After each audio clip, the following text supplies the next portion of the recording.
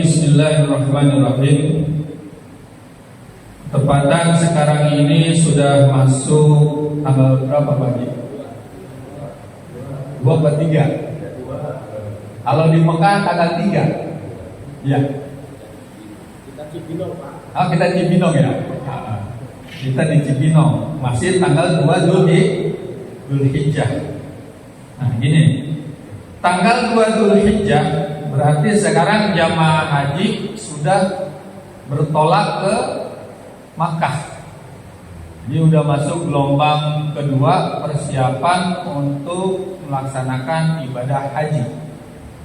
Kalau gelombang pertama sudah berangkat dari Madinah ke Makkah, berarti sekarang semuanya ada di Makkah. Nah, langkah baiknya di saat ini yang kita bahas tentang bab haji dan juga amalan-amalan yang berhubungan dengan bulan haji. Bismillahirrahmanirrahim. Kitabul Haji. Kitab menerangkan tentang haji. Allah Ta'ala, Allah Subhanahu wa Ta'ala berfirman, "Walillahi 'alan nasi hajjul baiti man istata'a ilaihi sabila." وَمَنْ كَفَرَ فَإِنَّ اللَّهَ غَنِيٌّ عَنِ الْعَالَمِينَ.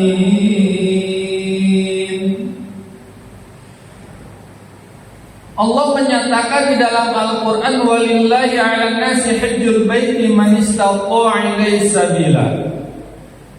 Dan telah diwajibkan bagi manusia oleh Allah Subhanahu wa Ta'ala hajjul baiti, yaitu melaksanakan ibadah haji ke Baitullah, man istata'a ilaihi sabila, bagi orang yang mampu untuk melakukan perjalanan tersebut.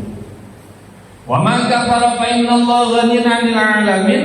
Dan barang siapa yang kufur, tidak mau artinya menolak dalam hati, padahal dia mampu.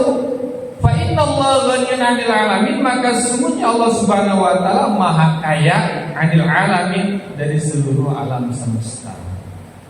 Dalam ayat ini seluruh manusia, artinya orang beriman, orang Islam, umat Rasulullah, diwajibkan untuk melaksanakan ibadah haji ke Baitullah.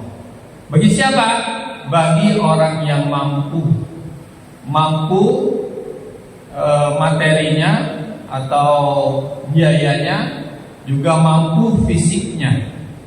Kalau sudah mampu biayanya, juga mampu fisiknya, maka sudah terkena hukum wajib. Kalau sudah terkena hukum wajib, maka mau tidak mau kita harus melaksanakan ibadah haji tersebut. Bagaimana sekarang lama nunggu waktu pemberangkatan itu, antrinya lama. Nah, maka untuk menggugurkan kewajiban tersebut, apabila kita sudah ada biayanya, harus dimasukkan atau didaftarkan kepada pengurus haji, sehingga kita sudah terdaftar menjadi jamaah haji, walaupun keberangkatannya masih menunggu. Tapi bapak-bapak sekalian, nah sekarang ini ada haji yang badal atau ada haji yang penggantian haji. Seperti contoh, orang sudah meninggal, nah itu ada yang namanya haji badal. Orang tua kita misalkan dulu mampu sebetulnya ibadah haji, kebetulan kita sudah berangkat haji, maka boleh kita menggantikan kewajiban tersebut, orang tua kita tersebut, untuk melaksanakan ibadah haji. Ini karena haji merupakan daripada rukun Islam. Wa 'an Ibnu Umar radhiyallahu anhu anna Rasulullah sallallahu alaihi wasallam qala. Diriwayatkan dari Ibnu Umar, semoga Allah meridhoi, sungguhnya Rasulullah bersabda, "Bunyal Islam ala khamsin," ditegakkannya Islam atas 5 perkara. Syahadati an la ilaha illallah wa anna Muhammadar Rasulullah. Yang pertama adalah mengucapkan 2 kalimat syahadat. Asyhadu an la ilaha illallah, wa asyhadu anna Muhammadar Rasulullah. Aku bersaksi tiada Tuhan selain Allah, dan aku bersaksi bahwasannya Nabi Muhammad adalah utusan Allah. Nah, syahadat ini kita baca setiap hari 5 waktu. 5 waktu di dalam sholat. Bacanya ketika tasyahud awal dan tasyahud akhir.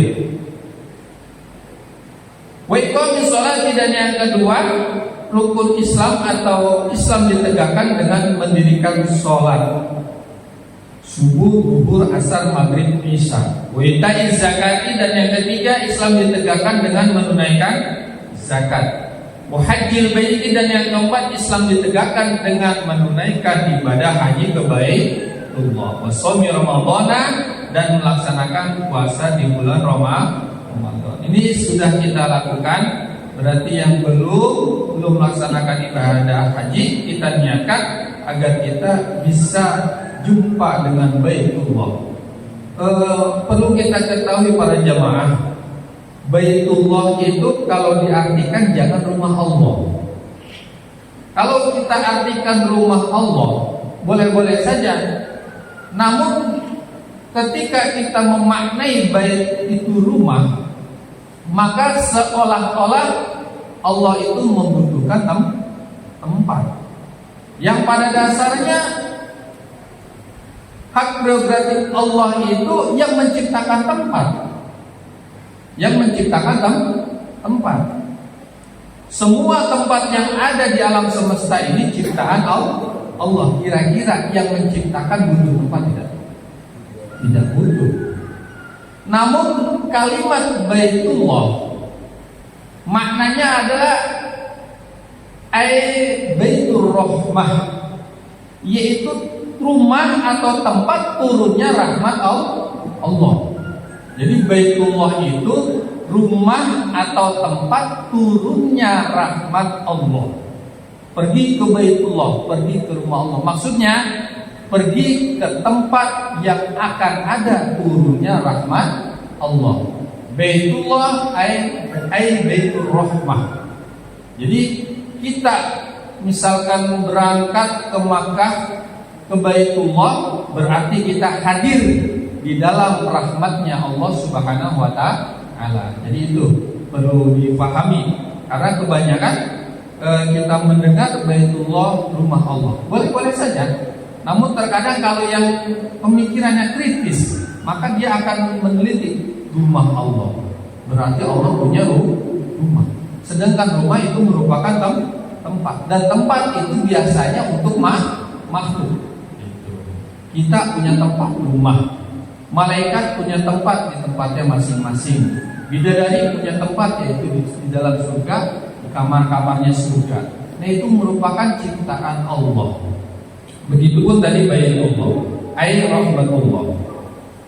Hadis yang kedua, wa an Abi Hurairah radhiyallahu anhu qala khatabana Rasulullah sallallahu alaihi wasallam. Diriwayatkan dari Abi Hurairah, semoga Allah meridhoinya.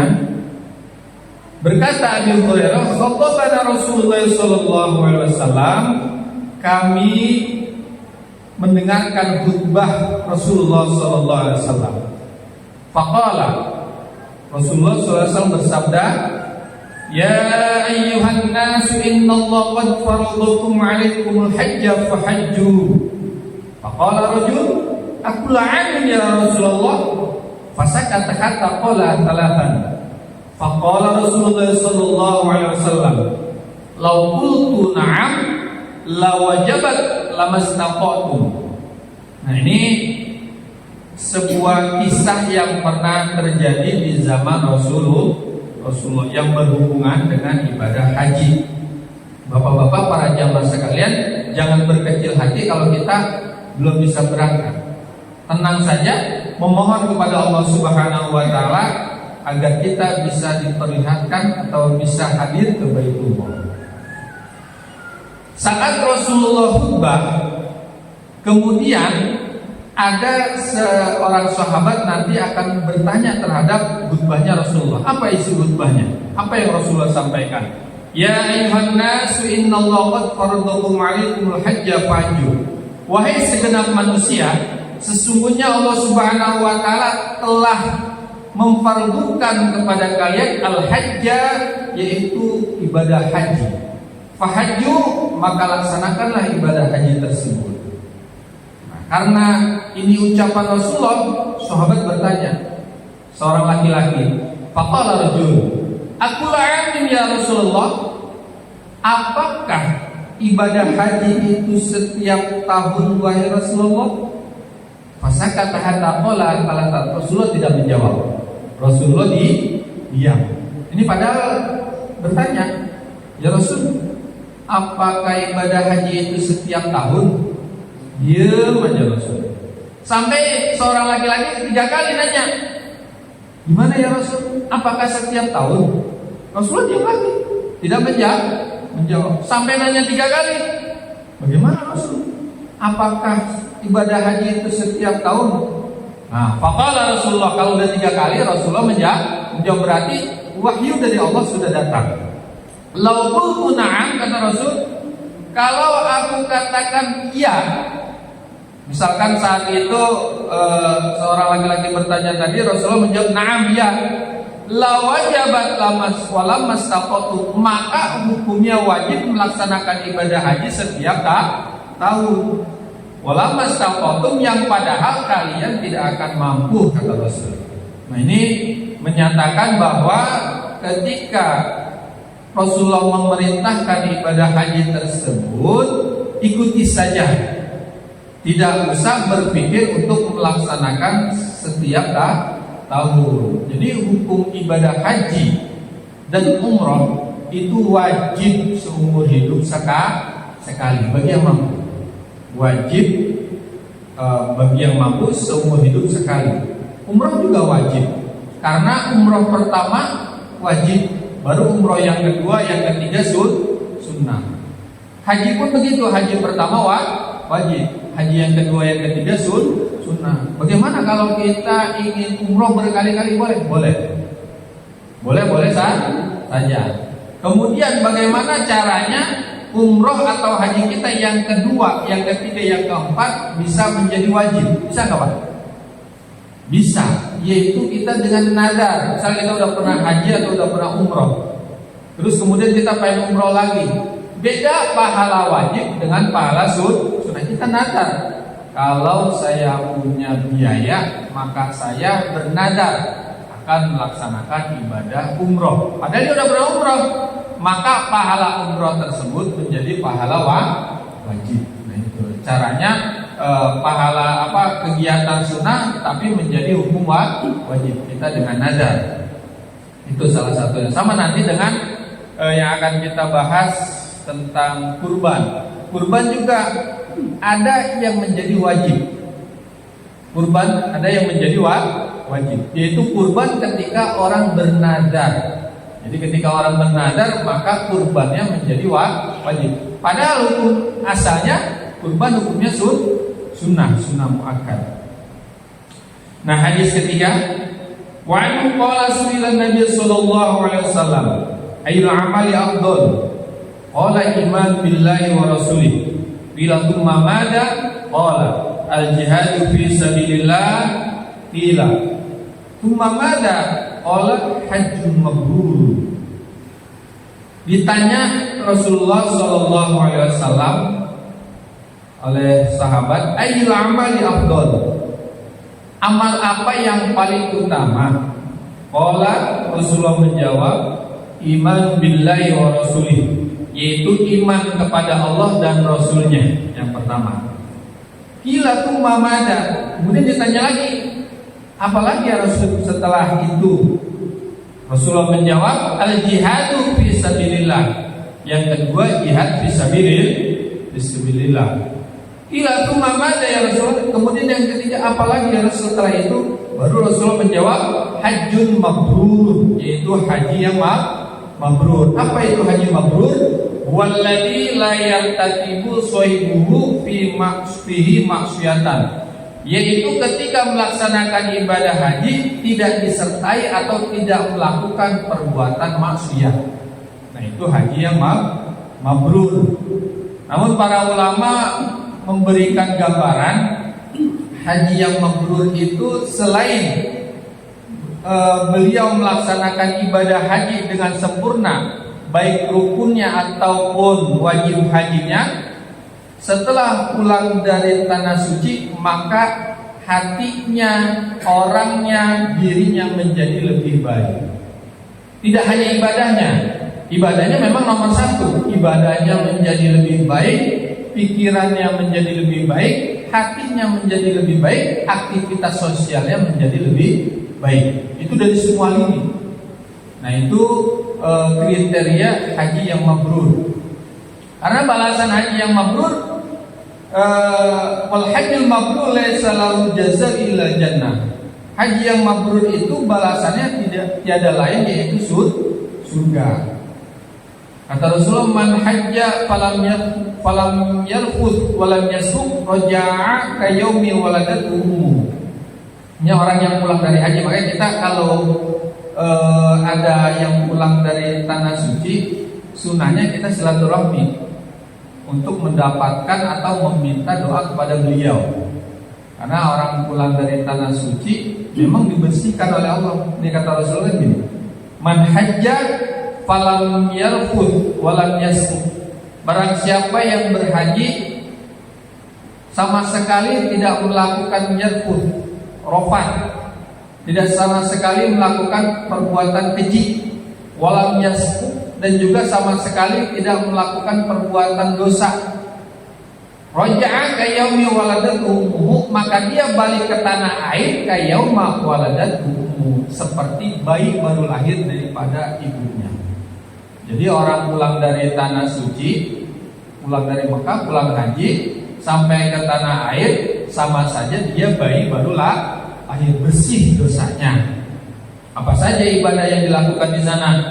Udah pasti melaksanakan tawaf. Tawaf itu mengelilingi Ka'bah 7 putaran. Nah, setiap umat Islam melaksanakan tawaf itu dosanya diampuni.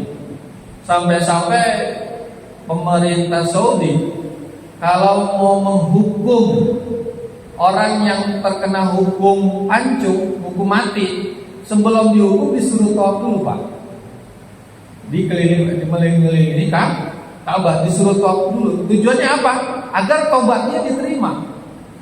Dan dia nanti setelah hukum mati tersebut bisa masuk surga. Ini di Mekah sampai gitu di pemerintah Saudi. Sekarang masih berlaku mudah-mudahan itu. Nah, apalagi bukan orang yang pelaku yang melakukan dosa-dosa tersebut, dosa-dosa besar. Kita melakukan tawaf baik dalam ibadah umroh atau ibadah haji, nah itu bersih dosa-dosa diampuni. Apalagi kalau sampai kita bisa mencium Hajar Aswad. Hajar Aswad itu batu yang awalnya putih, bersinar, wangi, batu dari surga. Tapi kalau kita lihat sekarang warnanya hitam. Kenapa demikian? Karena batu Hajar Aswad ini adalah sebuah gambaran anak cucu Nabi Adam, dosa-dosanya menempel kepada Hajar Aswad, sehingga Hajar Aswad itu berubah warnanya menjadi hitam. Kayak di sunnah tapi Pak ya hukumnya, ketika ibadah umrah atau ibadah haji sunnah mencium Hajar Aswad. Apabila tidak mampu untuk mencium Hajar Aswad tersebut karena berdesak-desakan, khawatir menjadi bahaya, maka cukup dengan istilam. Kalau kata orang kita mengisbai jarak jauh, gitu. Cukup istilam. Jadi tanda kita cinta kepada sesuatu yang dicontohkan Rasulullah. Kalau Sayyidina Umar dulu ketika mencium Hajar Aswad bilang gini, kalau bukan karena perintah Rasul, aku nggak mau cium kamu. Itu kata Sayyidina Umar. Karena ini perintah Rasul, maka Hajar Aswad dicium. Karena memang setiap orang yang mencium Hajar Aswad itu dosa-dosanya ketarik ke situ. Nah itu salah satu keistimewaan atau keunggulan di tanah suci Mekah ketika orang melaksanakan ibadah haji dan umroh.